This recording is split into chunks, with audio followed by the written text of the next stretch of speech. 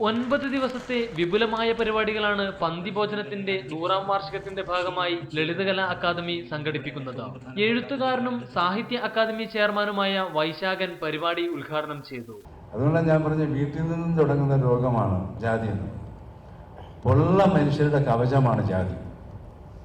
ഉള്ളിലൊന്നുമില്ല, പൊള്ള.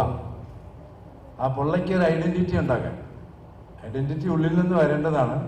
പക്ഷെ ആ സ്വത്വം പുറത്തുനിന്ന് അടിച്ചേൽപ്പിക്കുന്നത് പൊള്ള മനുഷ്യരുടെ കവചവുമാണ് ജാതി എന്നുള്ളത്. KPSC ലളിത, പൊന്നം ചന്ദ്രൻ തുടങ്ങിയവർ സംസാരിച്ചു. തുടർന്ന് വടകരയിൽ നിന്നുള്ള കുഞ്ഞുമൂസ് ഗുരുക്കളുടെ കളരിപ്പയറ്റ് പ്രദർശനം അരങ്ങേറി.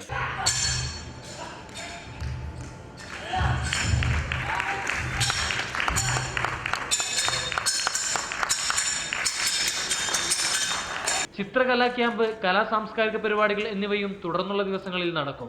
ജാതീയതയ്ക്കെതിരായ സമരത്തിന്റെ ഓർമ്മ പുതുക്കി പന്തിഭോജനവും നടന്നു.